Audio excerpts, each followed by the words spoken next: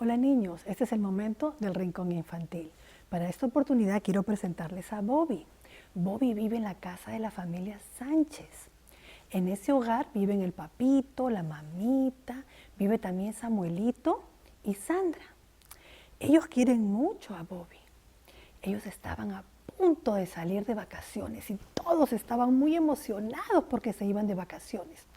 Pero a pesar de que Samuelito estaba emocionado, también estaba un poco preocupado, porque no sabían todavía dónde iban a dejar a Bobby. El lugar donde iban de vacaciones no podían llevarlo. Y él estaba pensando, ¿quién se va a quedar con Bobby? ¿Quién lo va a cuidar? Pero esa noche, a la hora de la cena, la mami les tenía una linda noticia. Por la mañana, cuando ella fue a dejar a los niños a la escuela, se había encontrado con la señora Martínez. Y cuando estaban conversando, la señora Sánchez le había contado a ella que se iban de vacaciones y que todavía no habían encontrado un lugar para Bobby. Y la señora Martínez le dice, oh, nosotros podemos cuidar a Bobby. Es más, mis hijos van a estar muy contentos si pueden pasar unos días con él. Y en ese momento, Samuel se puso tan contento porque ya tenía un lugar donde Bobby se quedara. Y de la escuela, Samuel conocía a los niñitos de la familia Martínez, así que él estaba contento porque sabía que esos niños iban a cuidar y iban a querer a Bobby durante los días que él no estaría, porque estaba de vacaciones. Pasaron los días y el día justo que iban a viajar, la mamá recogió todas las cosas de Bobby para llevarlo a la casa de la señora Martínez. Ella no solamente llevó a Bobby, sino llevó su frazadita, llevó un banquito que usa Bobby y llevó también su platito. Y cuando llegó a la puerta de la casa de la señora Martínez y ella abrió, le dice, vengo a dejar a Bobby y te dejo también su mantita. Mira, donde va a dormir Bobby, tú vas a poner la mantita y a la hora que él va a dormir, él se va a acomodar en ese lugar y no se va a mover. Y en el lugar donde va a comer, por favor, pon este banquito y al costado del banquito vas a poner su platito. No lo vayas a poner encima, ponlo al costado, si no Bobby no come. Y la señora Martínez recogió todas las cosas y las llevó adentro y los niños salieron corriendo y lo llevaron al jardín para jugar con él. Esa tarde, cuando iban a comer, toda la familia Martínez se habían reunido en la cocina. Y la señora Martínez, acordándose de lo que le habían dicho, puso el banquito, puso la comidita en el platito y puso el platito encima del banquito. Y en ese momento Bobby se acercó y se quedó quietito, pero no comía. Y los niños decían, Bobby, come, come. Pero Bobby no comía. Y la señora Martínez se acordó. Ay, me dijo la señora Sánchez que no pusiera el platito allí encima, que lo tenía que poner al costado. Así que empujó el banquito y puso el platito al costado. Y en ese momento Bobby se levantó y puso sus patitas encima del banquito, se quedó un ratito y después bajó y comenzó a comer. Y así todos los días.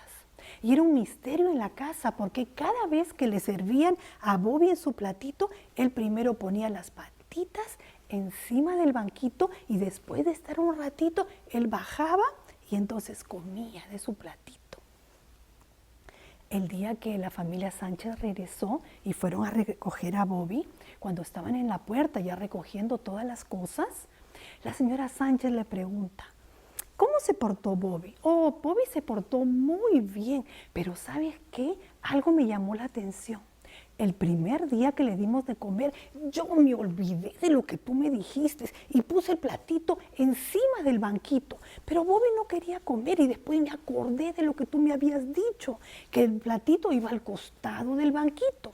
Así que lo bajé y en ese momento Bobby comenzó a comer. Y todos en la casa estamos muy intrigados porque no entendemos por qué es que Bobby no comía hasta que el platito no estuvo al costado del banquito. Oh, le dice la señora Sánchez, es que en la casa nosotros tenemos la costumbre de orar. Y cuando Bobby era todavía un cachorrito, entonces Samuelito le ponía las patitas juntas mientras que nosotros orábamos. Pero cuando ya Bobby fue creciendo y era muy difícil que Samuel le pudiera poner las patitas juntas, a él se le ocurrió agarrar un banquito y entonces ponerlo así con las patitas arriba. Y entonces Bobby se quedaba quietito hasta que terminábamos de orar. Y cuando decíamos amén, él bajaba y entonces comenzaba a comer. Y se acostumbró, por eso que le traje su banquito. Porque nosotros sabemos que si él no pone las patitas primero, como si estuviera orando, entonces si no, no come. Oh, dijo la señora Martínez, gracias por la explicación, le voy a contar a los niños esta noche.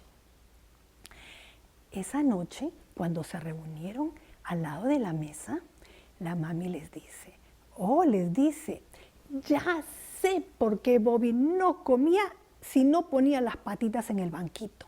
Y el papi le dice, ¿por qué?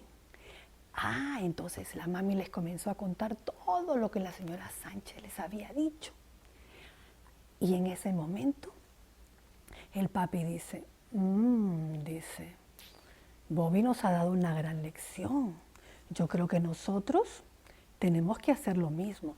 De ahora en adelante, si no oramos, no comemos. Y los niños comenzaron a reír y dijeron, sí, papi, si no oramos, no comemos. Así que desde ese momento, Bobby les dio una lección grande a la familia Martínez. Y ellos ahora, cada vez que se reunían en la mesa, primero oraban y agradecían a Dios por los alimentos. Y después disfrutaban la comida. Y cuéntenme ustedes, niños, ¿ustedes oran antes de comer? ¿O a veces se olvidan? ¿Alguien tiene que recordarles que tienen que orar o ustedes solitos se acuerdan? Y ¿saben qué, niños? No solamente hay que orar a la hora de comer, también hay que orar en la mañana, cuando nos levantamos para agradecerle a Dios el nuevo día, y orar en la noche para agradecerle porque nos cuidó todo el día y ahora vamos a dormir, y en cualquier otro momento del día. ¿Saben, niños? A veces las personas se acostumbran a orar solamente cuando quieren pedirle algo a Dios. Pero no, también hay que orar para agradecer. Y ahora vamos a orar y agradecerle a Dios porque estamos vivos y porque estoy segura que ustedes tienen comidita en su mesa también. Yo voy a hacer que Bobby junte sus patitas y ustedes van a juntar sus manitos y vamos a orar. Padre nuestro que estás en los cielos, Señor, te queremos agradecer por la vida, Señor, por tus cuidados. Te queremos agradecer, Señor, porque tenemos comidita en la mesa. Te quiero agradecer, Señor, por cada uno de los niñitos. Y te quiero pedir, Señor, que siempre los cuides y que los protejas. Que nos ayudes, Señor, a encontrar oportunidades para poder hablarle a otras personas de ti, Señor. Queremos contarle a otras personas que un día Jesús vino a morir por nosotros y que gracias a eso un día iremos a vivir al cielo. Ayúdanos, Señor, a encontrar esas oportunidades y a enseñarle también a otras personas que debemos ser agradecidos y siempre debemos orar. En el nombre de Jesús, amén. Bye, niños.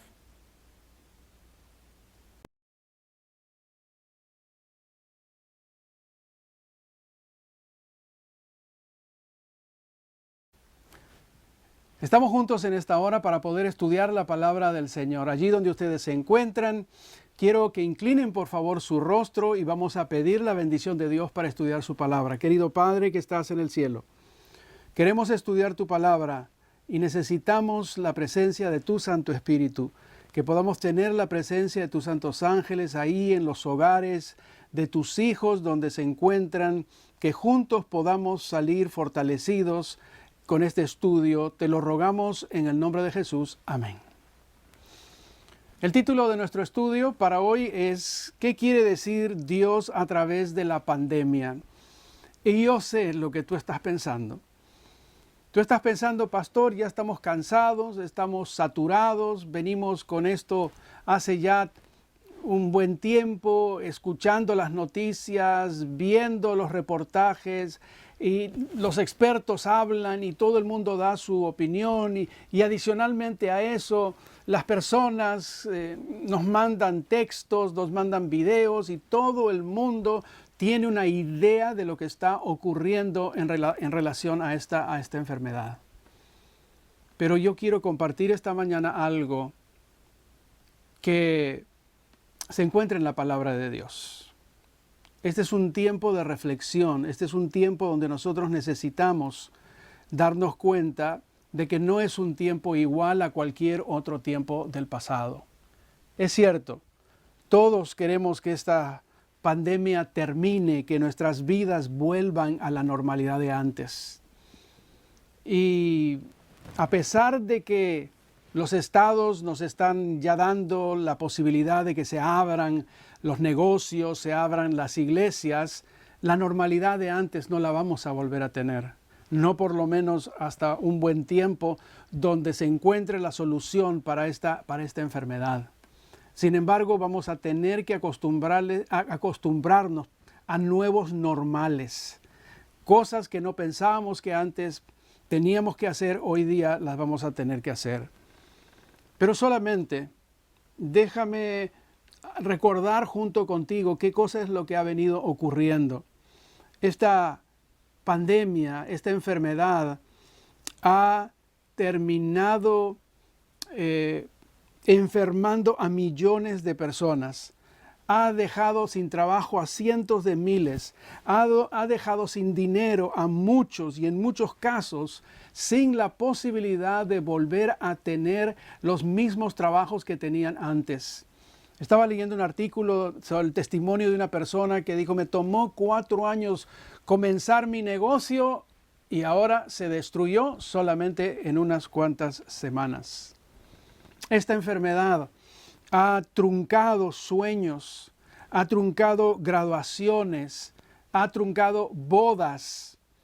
Y algunos dirán: no, pero la gente se está casando, sí, pero solamente con unas cuantas personas. No son todos los familiares del novio y de la novia y los amigos que vienen a disfrutar de este momento de alegría. Han sido truncados los cumpleaños, las vacaciones. Pero lo más devastador de todo esto ha sido que esta enfermedad ha matado familiares, ha matado amigos, ha matado vecinos, ha matado compañeros de trabajo, ha matado miembros de iglesia. Y todavía no sabemos cuál será el final de todas estas cosas. Lo cierto es que esta enfermedad, desde el ser humano más simple hasta el más encumbrado, al más privilegiado, esta enfermedad ha demostrado que no respeta ni títulos ni posición social. Para ella, todos nosotros somos iguales. Y muchos cristianos han adquirido la enfermedad o han visto a sus seres queridos morir bajo estas circunstancias que tal vez nunca nos hubiésemos imaginado. Y hay una pregunta flotando. Muchas preguntas hay, pero tal vez algunas de ellas son: ¿será que Dios nos está tratando de decir algo? ¿Por qué es que hasta este momento no se detiene esta enfermedad? ¿En qué va a terminar todo esto? Y muchos de los que no son cristianos están confundidos, saben que algo terrible está pasando y se preguntan: ¿qué otras cosas vendrán? Tampoco ellos tienen todas las respuestas. Y con esto no quiero decir que nosotros los cristianos tenemos absolutamente todas las respuestas. Lo único que tenemos es lo que dice la palabra de Dios. Y saben, algo que es muy significativo es que Dios siempre se ha comunicado con los seres humanos. Dios siempre ha tenido ese deseo profundo de que el ser humano conozca qué es lo que Él piensa, qué cosa es lo que Él siente. Sus planes siempre han sido revelados a través de este libro. Nosotros tenemos la plena confianza de que en la Biblia encontramos las respuestas, porque el Dios al que nosotros servimos y en quien nosotros creemos no es un Dios que cambia de opinión como nosotros los seres humanos. Tenemos un Dios que lo fue en el pasado, lo es ahora y es el mismo Dios que tendremos en el futuro. ¿Por qué Dios está permitiendo esta pandemia? Necesitamos regresar un poquito hacia atrás. Desde la caída de los seres humanos, desde Adán y Eva en el jardín del Edén, la humanidad ha sufrido desgracias, enfermedades y otras miserias como resultado de escoger caminos equivocados que los ha llevado a tener que pasar por consecuencias totalmente devastadoras. En su condición de pecado, el ser humano siempre ha buscado alejarse de Dios. Y mientras que Dios siempre ha salido a buscar al ser humano, a buscar al pecador. Y nosotros nos preguntamos, ¿por qué? Porque Dios ama a las personas. Dios sabe lo que es mejor para las personas. Y Dios desea verlas viviendo con Él por la eternidad en el reino de los cielos. Pero el ser humano no comprende. El ser humano no comprende a Dios y es sabio en su propio entendimiento. Frente a la crisis, la gente en realidad no quiere cambiar. Solo quiere que cambien las circunstancias que le están molestando para seguir haciendo los dictados de su corazón. Quítame este problema, quiero volver, quiero regresar a cómo era mi vida en el pasado. Pero cambiar, yo no quiero cambiar. Y tal vez una de las cosas más difíciles que enfrenta el ser humano y nosotros como cristianos tiene que ver con el asunto de cambiar. Cuesta cambiar, porque es más fácil hacer las cosas que siempre hemos estado acostumbrados a hacer. En el Antiguo Testamento nosotros encontramos que hubo todo tipo de desgracias y todo tipo de plagas. Pero detrás de cada una de ellas siempre hubo una razón, siempre hubo un propósito.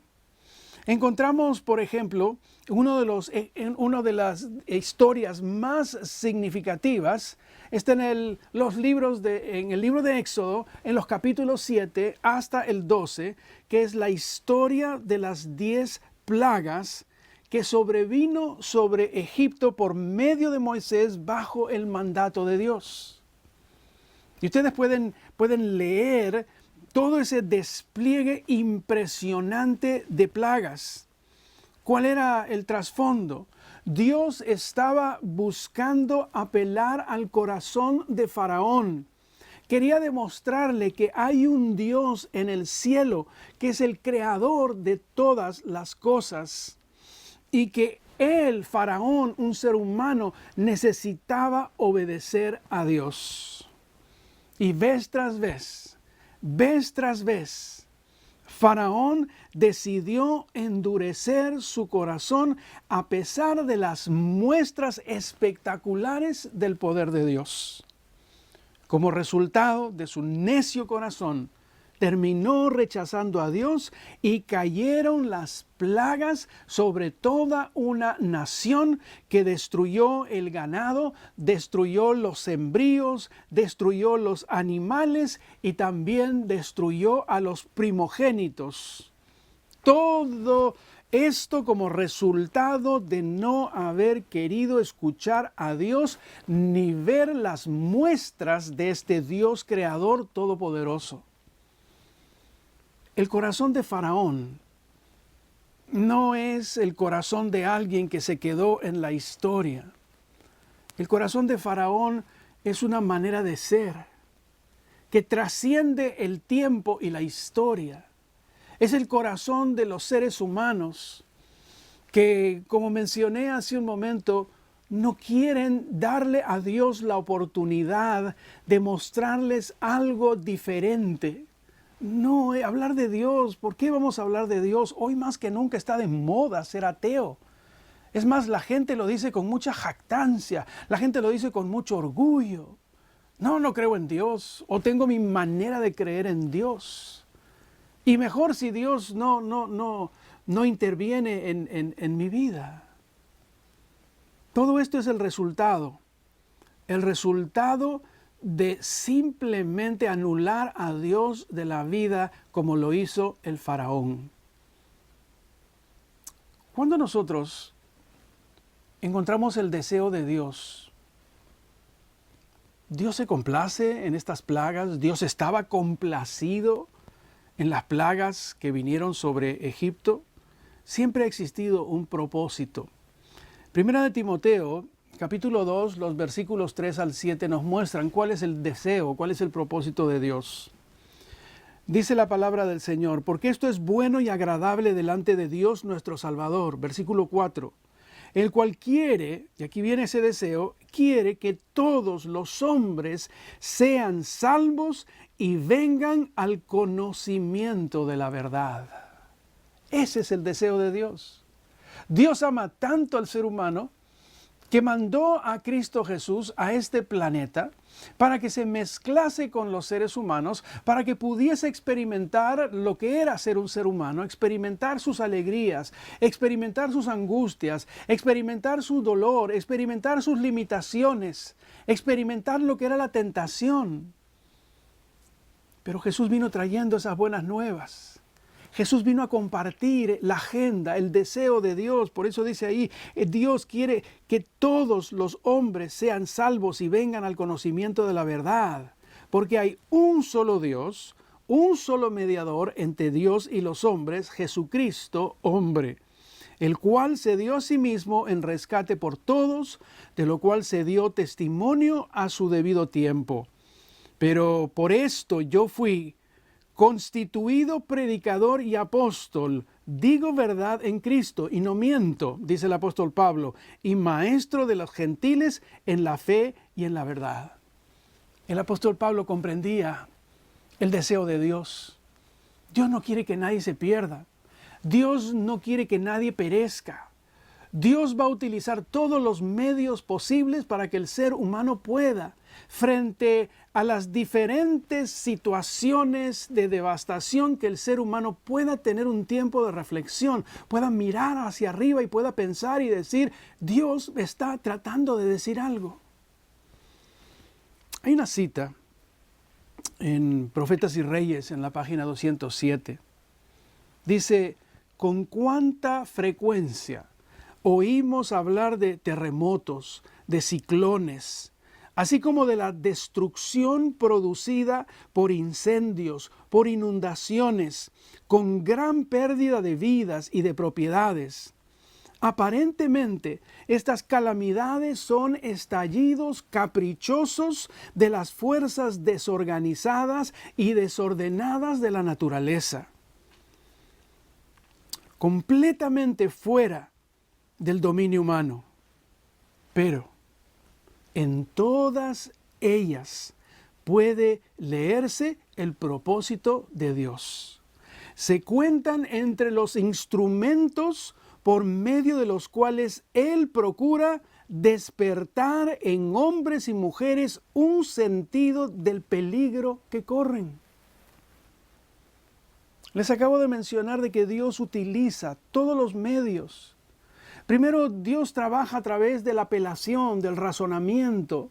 Dios trata que nosotros entendamos que hay algo bueno que quiere mostrarnos, que quiere darnos. Con amor eterno te he amado, te prolongué mi misericordia.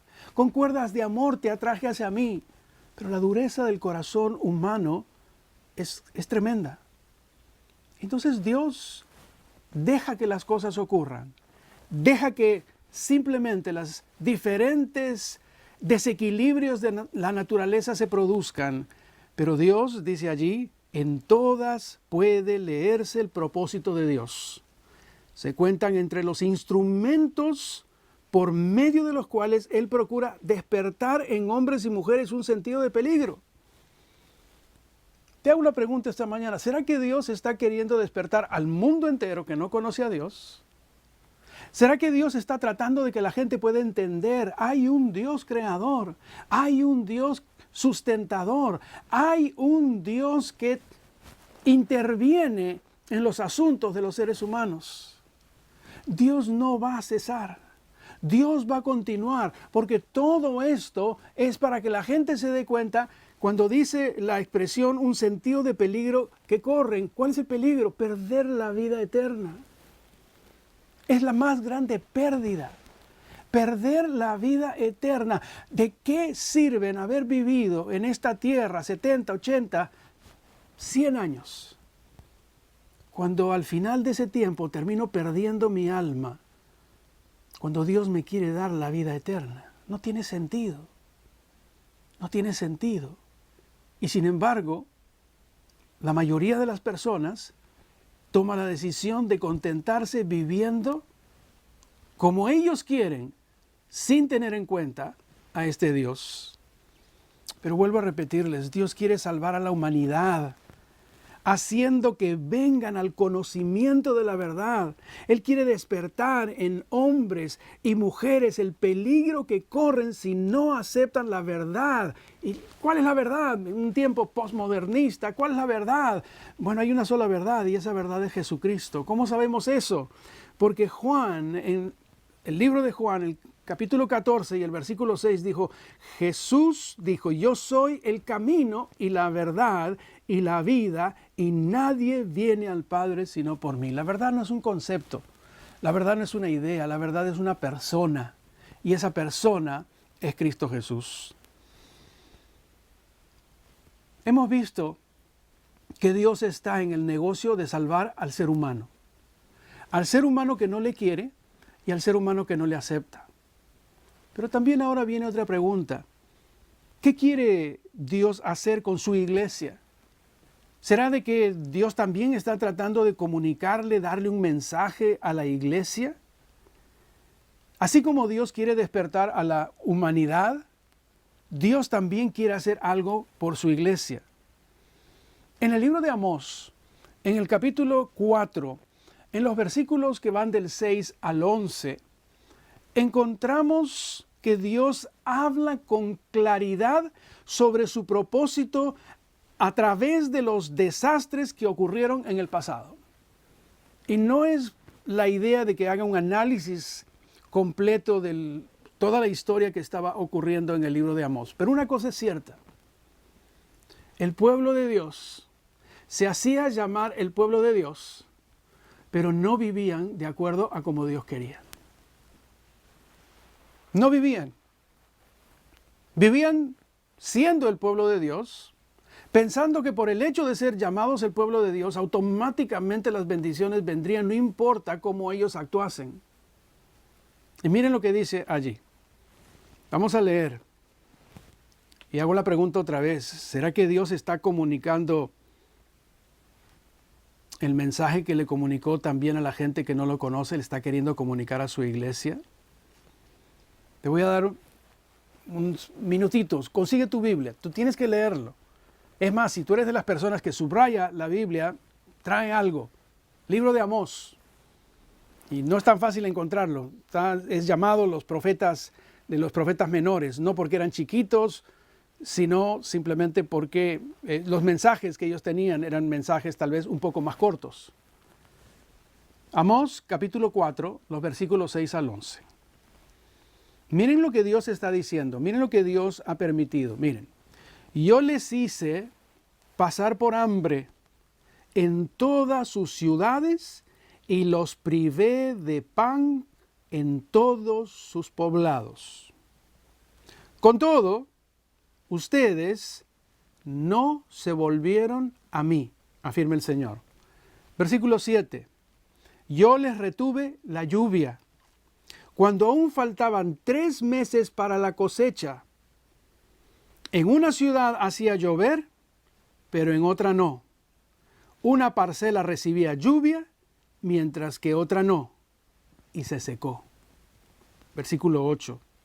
Vagando de ciudad en ciudad, iba la gente en busca de agua, pero no calmaba su sed.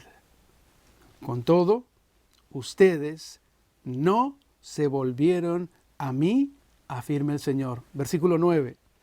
Castigué sus campos con plagas, con sequía. La langosta devoró sus huertos, viñedos, sus higueras y olivares. Con todo, ustedes no volvieron a mí, afirma el Señor. Versículo 10. Les mandé plagas, como las de Egipto.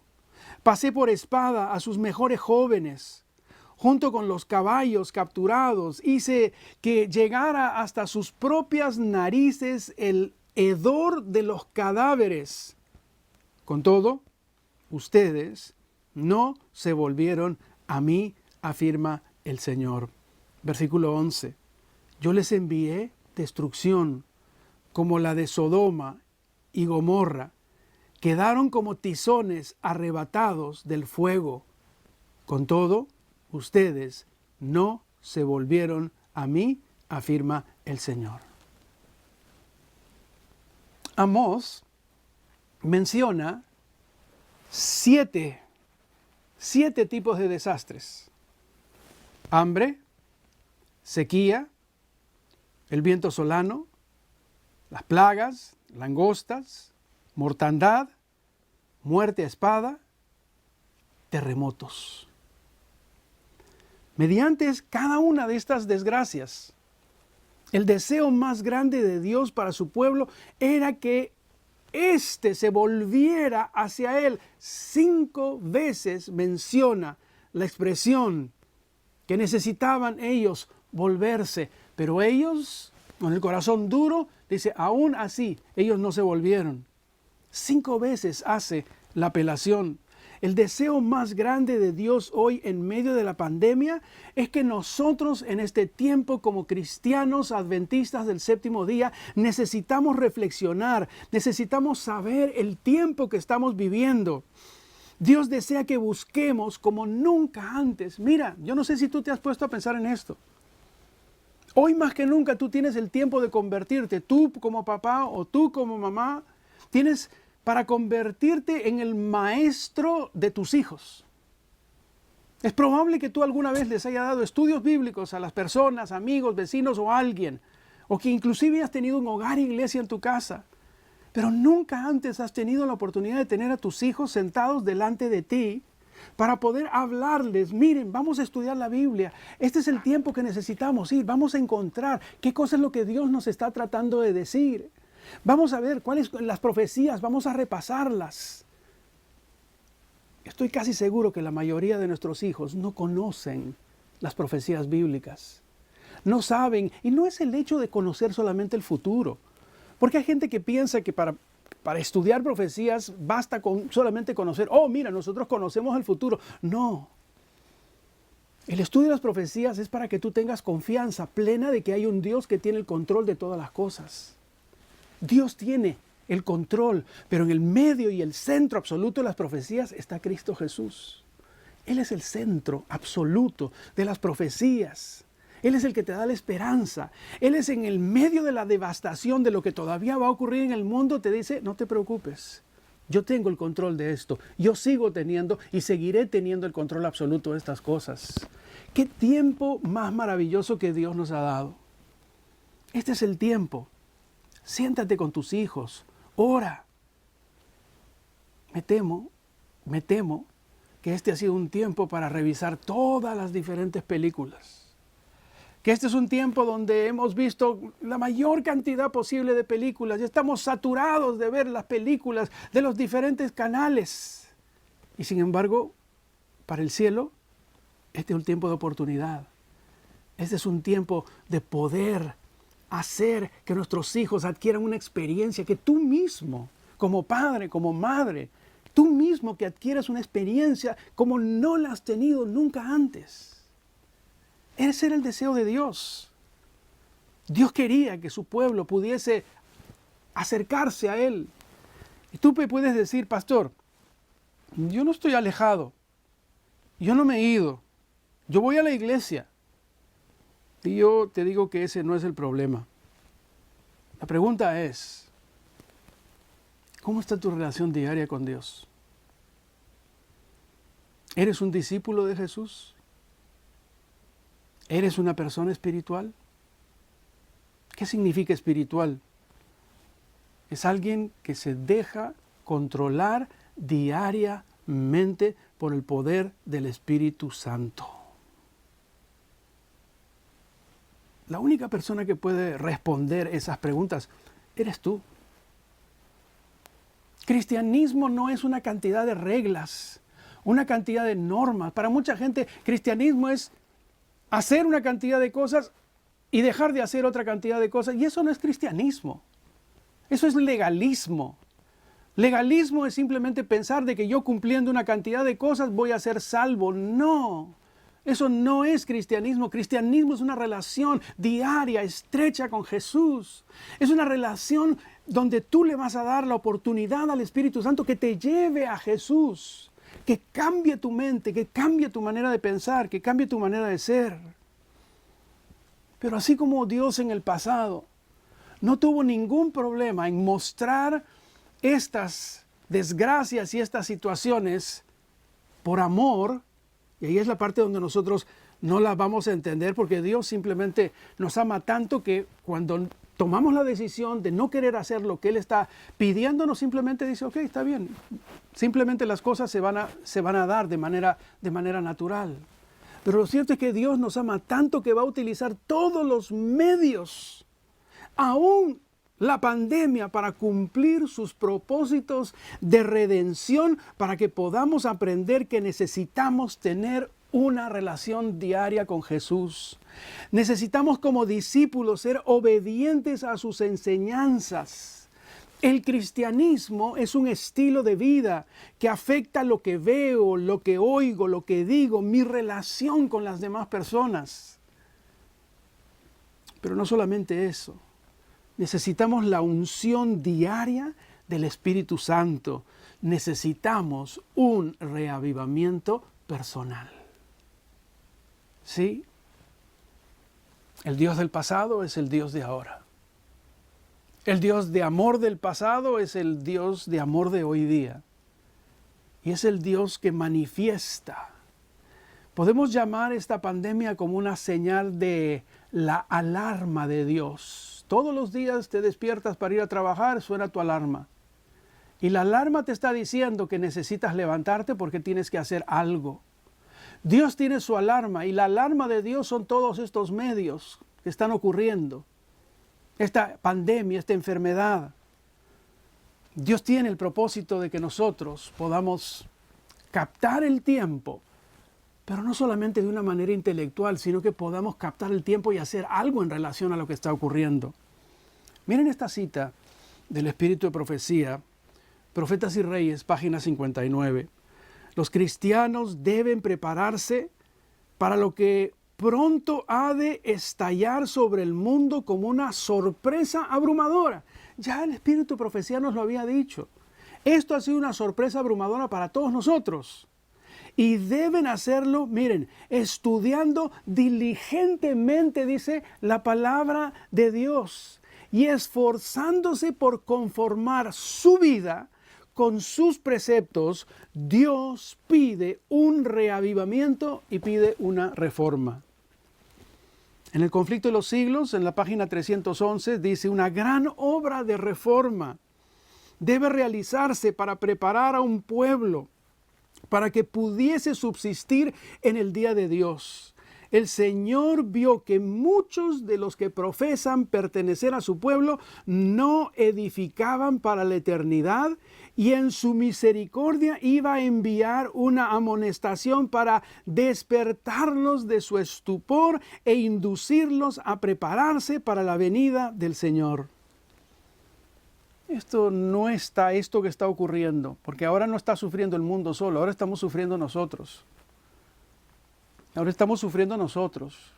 Cantidad de personas en nuestras iglesias se han enfermado.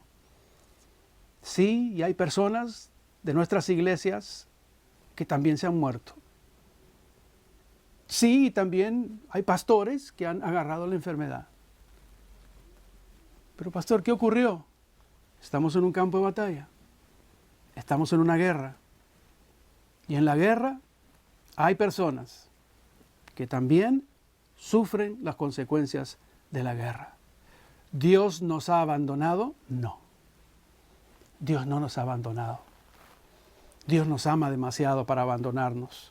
Dios es un Dios de oportunidades. Dios nos está dando tiempo como el que les estoy mencionando. Ahí en Mensajes Selectos, en el tomo 1, en la página 141, dice: la mayor y más urgente de todas todas nuestras necesidades, es las de un reavivamiento de la verdadera piedad en nuestro medio. Procurarlo debería ser nuestra primera obra. Hermanos queridos, Dios está hablando a través de esta pandemia. Dios nos está hablando. Necesitamos regresar a Dios, pero necesitamos regresar con espíritu, alma, cuerpo.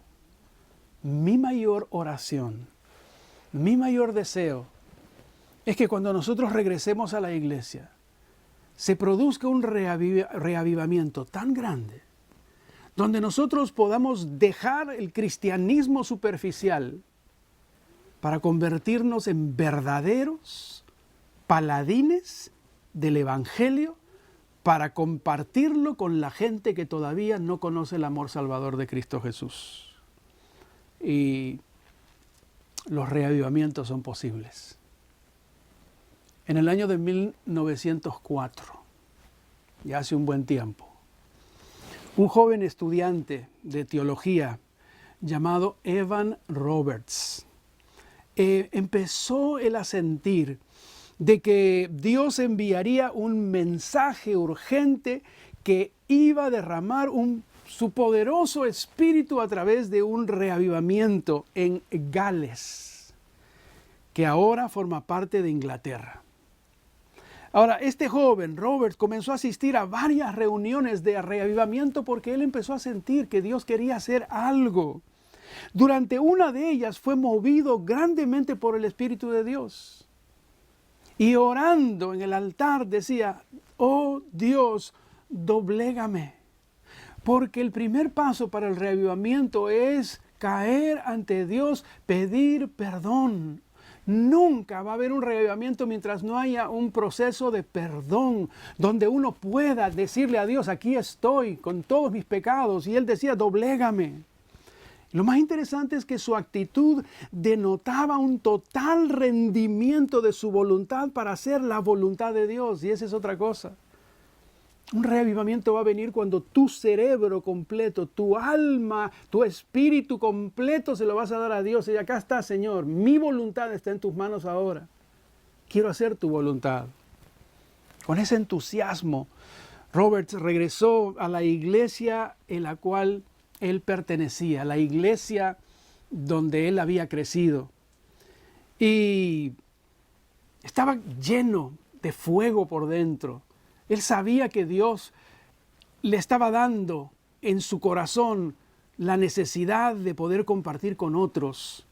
Así que llegó a su iglesia y le pidió a su pastor, pastor, por favor, déjeme predicar. Yo quisiera predicar. Pero el pastor lo quedó mirando, joven, ¿qué va a tener que contar? ¿Qué va a tener que decir? Pero Evan le insistía. Así que finalmente una noche de oración. El pastor, después de predicar en la noche de oración, sintiéndose un tanto comprometido, anunció que Evan hablaría cuando él terminara y que si alguien quería quedarse era bienvenido. Así que ni siquiera le dio la posibilidad de predicar desde el comienzo. No, yo voy a predicar. Cuando se acabe el culto, bueno, el que quiera se queda. En otras palabras, estaba diciendo, bueno, ¿quién se va a querer quedar? Ya tuvieron el culto con el pastor y entonces, ¿quién se va a querer quedar? 17 jóvenes se quedaron. Y Evan Roberts, habló por casi 2 horas y su mensaje tenía 4 puntos. Y él creía en su corazón que estos 4 puntos ayudarían a producir un reavivamiento en esos 17 que estaban escuchándole. Su primero era, confiesen ante Dios cada pecado del cual estén conscientes y si tienen que arreglar todo mal que han hecho con otros, háganlo. Ese era su primer punto.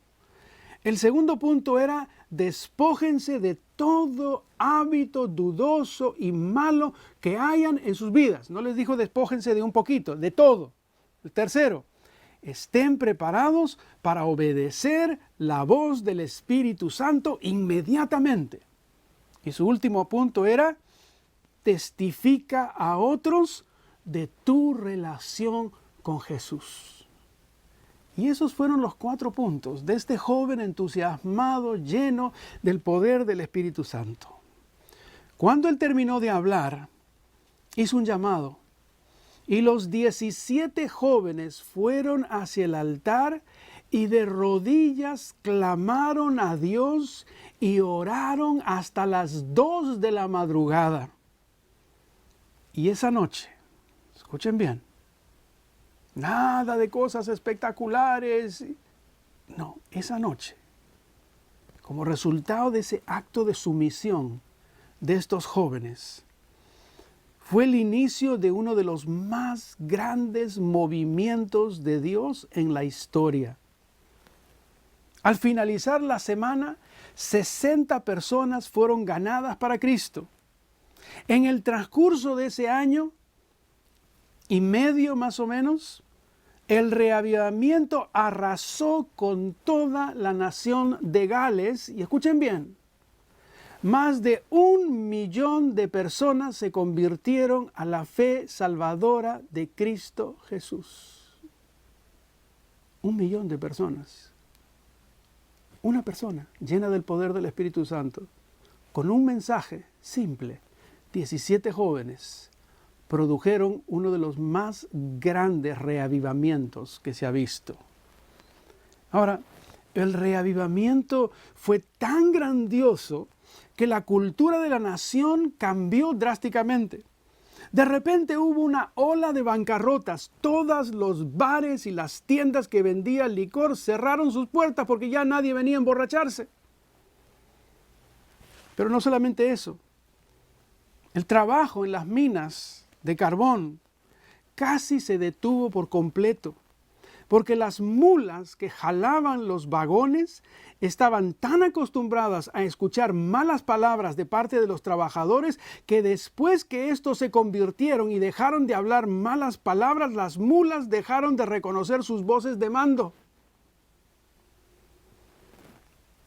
Toda la fuerza policial fue despedida por casi 18 meses, por falta completa de delincuencia y de crímenes.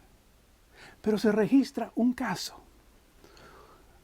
Uno de esos únicos casos que hubo. Una persona fue llevada a un juez. El acusado entró en la corte y admitió que sí, efectivamente, él era culpable por lo que estaba siendo acusado.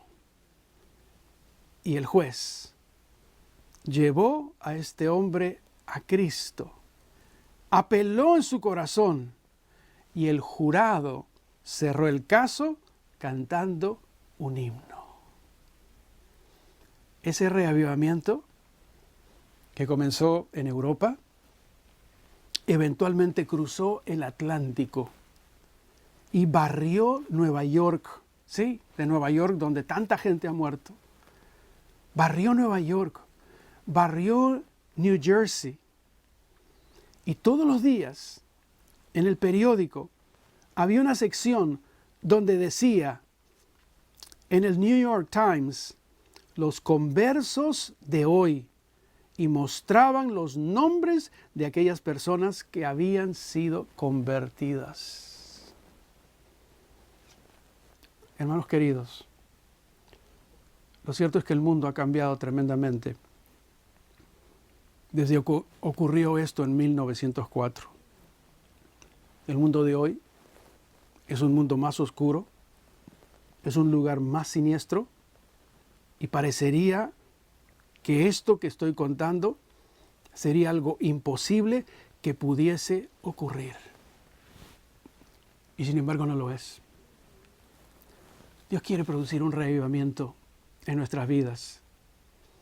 Dios quiere reproducir un reavivamiento en nuestras iglesias. Pero no va a ocurrir a no ser que el reavivamiento ocurra primero en tu corazón. No le puedes decir a la gente lo que tú no tienes aquí adentro. No le puedes decir a la gente que haga algo que tú no has experimentado. Pero Dios es bueno. Termino leyendo el versículo de 2 de Pedro, capítulo 3, versículo 9.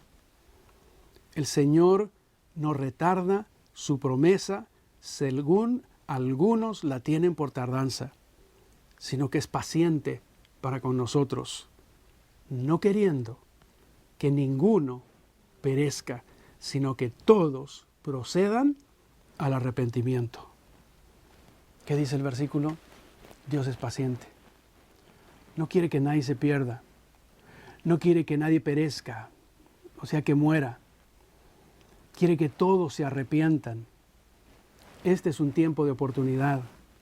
Este es un tiempo de evangelizar a tu familia. Es un tiempo de poder arreglar tus cuentas con Dios. Este es un tiempo de oportunidad. Yo sueño que la iglesia pueda llegar a un punto de madurez tal que podamos escuchar la voz de Dios en medio de la desgracia. No es un tiempo de lamentos. Es un tiempo de escuchar la voz de Dios, porque Dios nos está queriendo decir algo como lo dijo en el pasado. La pregunta es, ¿escucharemos su voz? ¿Estaremos dispuestos a escuchar lo que está diciendo? Porque si tan solo nosotros escuchamos y nos dejamos guiar por el poder del Espíritu Santo, nosotros no tenemos una idea de las cosas grandiosas que Dios quiere hacer en nuestras vidas y en nuestras iglesias. Es mi ruego que podamos escuchar la voz de Dios en este tiempo y que podamos juntos prepararnos para el encuentro con Cristo Jesús. Vamos a orar. Padre, gracias porque nos amas tanto que Jesús vino a este planeta a morir por nosotros. Gracias porque en el medio del dolor tú nos hablas porque quieres que ninguno de nosotros perezcamos. Señor, tú estás buscando que nosotros regresemos a ti. Estás buscando, Señor, que no nos quedemos contentos simplemente con tener nuestros nombres escritos en los registros de la iglesia. Tú estás buscando cristianos vivos, llenos del poder de tu Santo Espíritu, que podamos cambiar la historia del mundo, de la gente que está a nuestro alrededor, que a la gente le podamos hablar del amor de Jesús, no por una teoría, sino por la realidad que nosotros vivimos. Señor, bendice a cada uno de los que están mirando este programa. Tú les conoces, tú les amas. Muéstrate a ellos, muéstrate como la solución y dales la esperanza de saber de que tú puedes cambiar vidas y de que tú les vas a ayudar para que juntos nos preparemos para el encuentro con Jesús. Gracias, Señor. Quédate con nosotros, porque te lo rogamos todo confiando en Jesús, nuestro Señor y nuestro Salvador. Amén. Que Dios te bendiga. Música.